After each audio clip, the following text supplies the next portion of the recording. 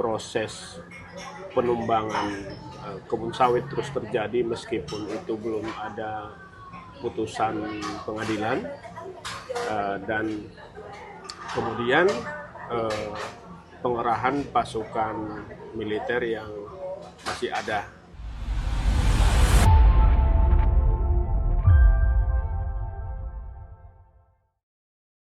Tribuners, hari ini kita akan membahas terkait masa depan masyarakat di Taman Nasional Tesonilo.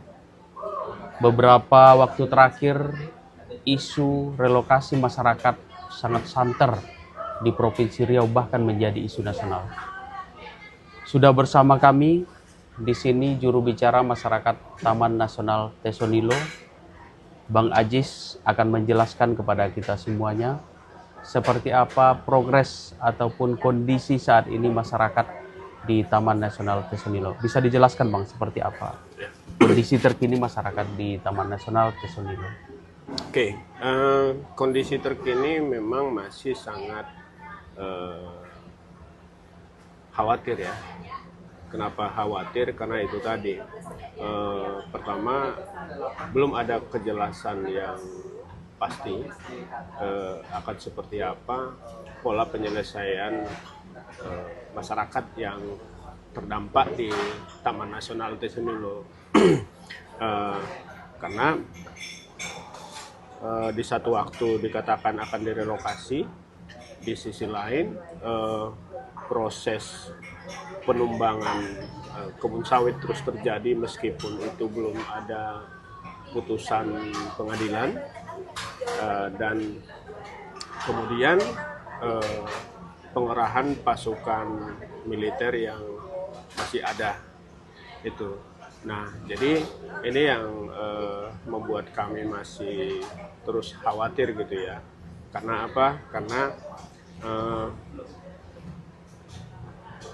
kalaulah misalnya ada kejelasan yang pasti ini akan seperti apa, dan tentu kejelasan itu kan harus berdasarkan aturan yang ada gitu. Kenapa saya bilang seperti itu? Karena kami masyarakat di Tesonilo itu sesungguhnya sudah mengklasifikasi keberadaan masyarakat yang ada di sana. Ada 3 tipologi masyarakat yang ada di Taman Nasional itu. Tipologi pertama itu adalah mereka yang tinggal di sana sebelum Taman Nasional itu ditunjuk. Artinya itu sebelum 2004. Tipologi kedua adalah masyarakat yang tinggal di sana setelah Taman Nasional itu ditunjuk tapi belum dikukuhkan. Lalu tipologi ketiga, masyarakat yang tinggal di sana setelah Taman Nasional itu ditetapkan, berarti di atas 2014 gitu. Nah, sebenarnya kalaulah memang betul ini penegakan hukum, tidak sulit menyelesaikan persoalan yang ada di Taman Nasional Tesonilo. Kenapa saya katakan demikian? Karena negara sesungguhnya sudah menyediakan instrumen yang cukup untuk penyelesaian persoalan-persoalan agraria ataupun persoalan lahan di Indonesia. Misalnya begini nih, dari 3 tipologi tadi, tipologi ketiga ini kan boleh dikatakan yang sangat melanggar. Kenapa? Karena dia masuk ke Taman Nasional yang sudah ditetapkan. Nah, tapi pasal 24 dan 28 Peraturan Pemerintah Nomor 23 Tahun 2021 tentang penyelenggaraan kehutanan itu dikatakan bahwa masyarakat yang terlanjur masuk ke kawasan konservasi dan menguasai maksimal 5 hektar dan dia sudah ada di situ minimal 5 tahun, dia dimitrakan dengan konservasi, bukan digusur. Gitu loh. Itu yang kami suarakan baik itu di DPR, di Komnas HAM juga kami suarakan seperti itu. Jadi intinya kami tidak dalam rangka membangkang masyarakat, itu tidak dalam rangka membangkang, karena itu tadi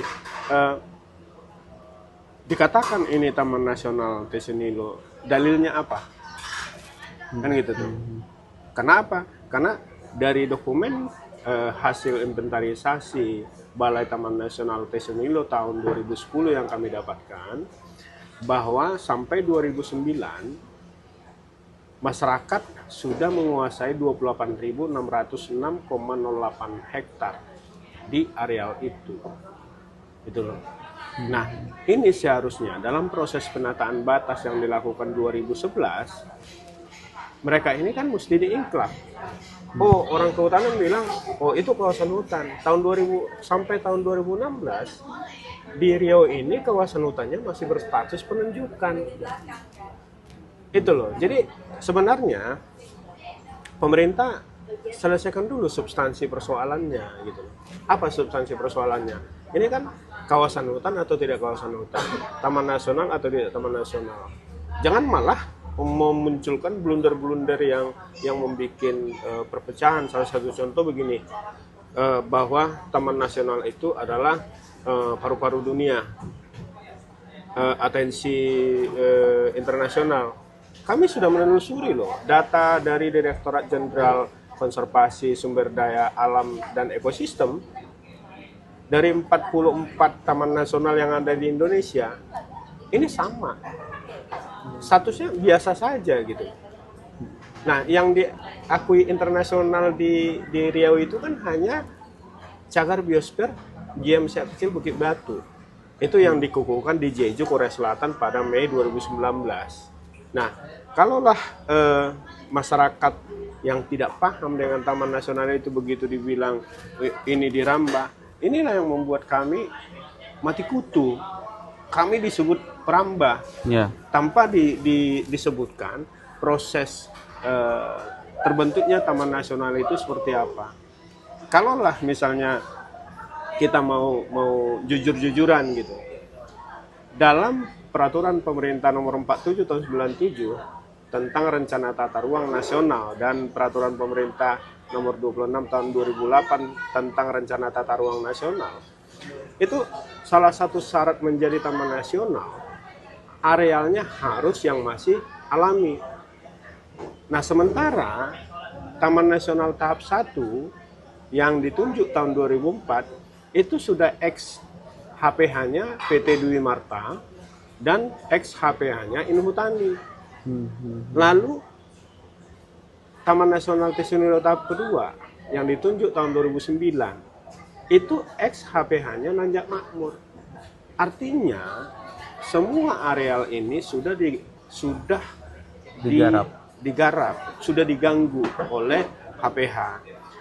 Ini kelihatan, kami mendapatkan data hasil inventarisasi Balai Konservasi Sumber Daya Alam Riau tahun 2006. Di Taman Nasional tahap pertama itu tidak ada lagi hutan sekunder. Kan Taman Nasional tahap pertama ini luasnya 38.756 hektar. Tidak ada lagi, yang ada itu hutan sekunder dengan kepadatan 70% ke atas itu sekitar 10.000 hektar dan kepadatan 40-70% itu sekitar 8.000 hektar. Itu loh. Nah, lalu di aturan tadi juga kan dikatakan bahwa areal itu harus ketercukupannya areal inti, areal rimba, areal penyangga. Nah, ini gimana? Akhirnya kami bertanya, ini apakah Taman Nasional ini memang dipaksakan atau gimana? Taman Nasional Tesonilo tahap kedua yang ditunjuk tahun 2009 itu ex HPH-nya Nanjak Makmur. Artinya semua areal ini sudah digarap, sudah diganggu oleh HPH. Ini kelihatan, kami mendapatkan data hasil inventarisasi Balai Konservasi Sumber Daya Alam Riau tahun 2006. Di Taman Nasional tahap pertama itu tidak ada lagi hutan sekunder. Kan Taman Nasional tahap pertama ini luasnya 38.756 hektar. Tidak ada lagi, yang ada itu hutan sekunder dengan kepadatan 70% ke atas itu sekitar 10.000 hektar, dan kepadatan 40-70% itu sekitar 8.000 hektar. Itu loh. Nah, lalu di aturan tadi juga kan dikatakan bahwa areal itu harus ketercukupannya areal inti, areal rimba, areal penyangga. Nah, ini gimana ya? Akhirnya kami bertanya, ini apakah Taman Nasional ini memang dipaksakan atau gimana? Karena apa? Karena terlalu banyak sih sebenarnya kawasan lindung di Riau, hampir 1 juta hektar. Nah, kalau dikatakan itu areal konservasi gajah, dari data yang kami dapat juga, bahwa konflik gajah itu yang tertinggi di Bengkalis, bukan di Pelalawan. Andailah misalnya itu areal konservasi gajah, otomatis secara konflik pasti di situ yang lebih tinggi. Gitu loh. Nah, ini sebenarnya yang perlu kita runut, dan kami tidak bermaksud melawan di sini. Andailah misalnya Satgas PKH datang baik-baik gitu ya,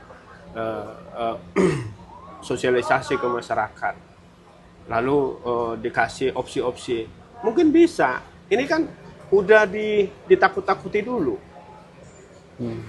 Dibuat pengumuman paling lambat 22 Agustus 2025 harus relokasi mandiri. Ternyata mereka nggak punya data. Buktinya apa? Mereka setelah ditakut-takuti masyarakat baru mau pendataan. Ini maksudnya gimana gitu loh. Jadi ya kami sih berharap apa ya, masyarakat di landscape Tesonilo itu bukan separatis, bukan juga perompak, bukan juga mafia di sana. Di sana itu masyarakat yang melanjutkan hidup dan kehidupannya. Nah, ini tolong dihargai gitu loh. Orang kan nggak pernah melihat bagaimana perjuangan masyarakat di situ selama berpuluh tahun. Lalu yang dilihat kondisinya saat ini, udah punya mobil, udah punya apa. Ya orang berjuang kan wajar dong menikmati hasilnya. Itu.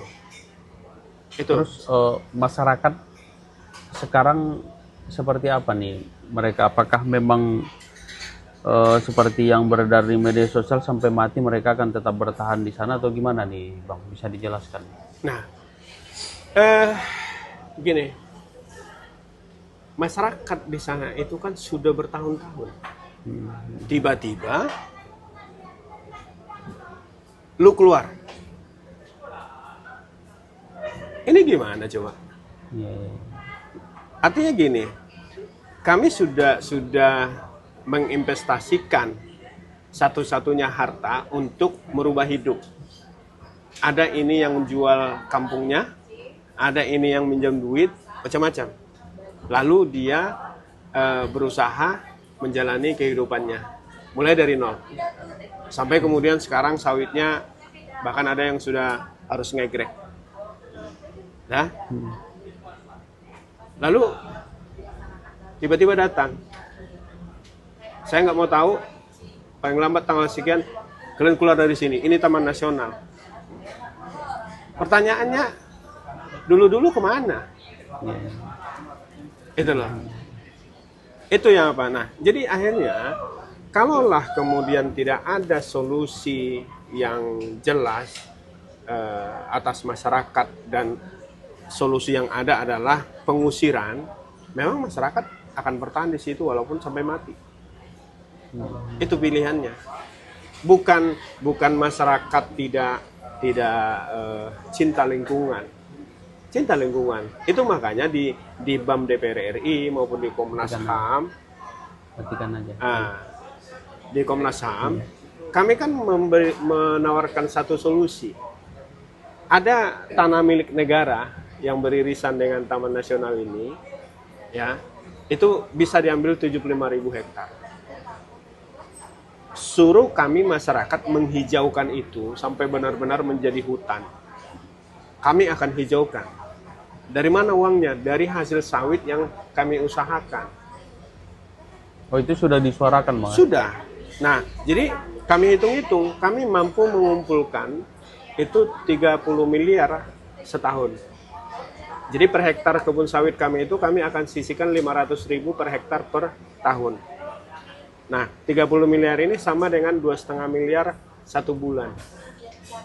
Itu 75.000 hektar tadi, kondisi lahan tuh sekarang seperti apa nih? Kebun akasia, artinya nggak ada orang. Oh, bekas HPH berarti? Dulu itu ada HGU ya? XHPH, nah sekarang itu menjadi konsesi HTI, itu ya. Karena begini, landscape Tesonilo ini kan 337.500 hektar, gitu ya.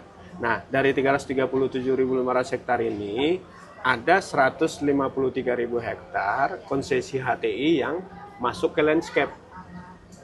Kan gitu dong. Nah, kami hanya minta separuh lah dari 153.000 hektar ini untuk kami hijaukan. Gitu ya. Nah, artinya di situ apa? Daripada merelokasi masyarakat yang banyak ini, bagaimana kalau taman nasionalnya kita relokasi ke sini? Tapi yang bertanggung jawab menghutankan itu adalah masyarakat. Kami bisa mengumpulkan 2,5 miliar satu bulan untuk menghijaukan. Supaya ini tidak dirambah, kami minta negara membuat 6 pos militer bersenjata lengkap di situ. Jangan malah militernya yang disasarkan ke kami dengan senjata laras panjangnya gitu. Nah, ini resolusi dari kami gitu ya.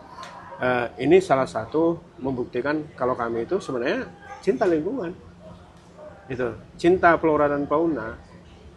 Bahwa kami datang ke situ baru belakangan tahu kalau itu taman nasional, ya. Nah, lalu kenapa kemudian orang berbondong-bondong datang ke situ?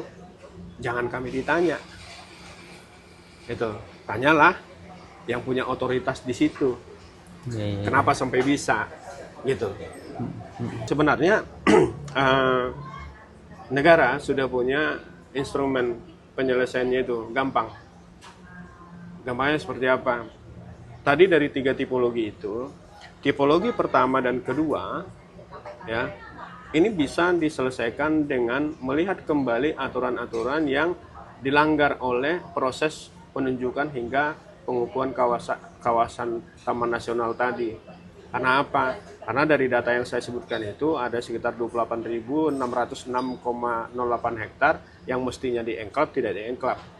Gitu. Nah, lalu masyarakat yang masuk ke situ setelah Taman Nasionalnya dikukuhkan, ya mereka tinggal dimitrakan dengan konservasi. Itu. Jadi jangan diancam masyarakat itu dengan bahasa digusur atau direlokasi gitu. Kenapa? Masih banyak areal konservasi kita di Riau ini yang kalau memang betul untuk dipakai merelokasi gajah gitu loh. Itu yang apa? Jadi instrumen hukum untuk itu sudah ada, dan kami berharap tolong kami dikasih ruang lah untuk bicara gitu. Jadi jangan hanya ngomong di media atau kemudian membuat statement-statement yang bahkan menurut kami banyak hoaknya gitu. Karena ada statement yang mengatakan sudah 80% masyarakat itu siap direlokasi. Itu data dari mana? Itu satu. Terus yang kedua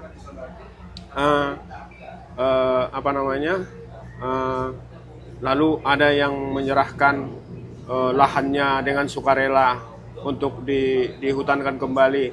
Ya kalau saya mengatakan hanya orang gila yang mau menyerahkan lahannya begitu saja, gitu loh. Karena dia sudah berinvestasi banyak di situ, tiba-tiba diserahkan tanpa ada proses edukasi hukum yang jelas. Mestinya kan sebagai sebuah negara, sebagai sebuah pemerintah, ya pemerintah kan punya kewajiban untuk mengedukasi masyarakatnya walaupun dia salah.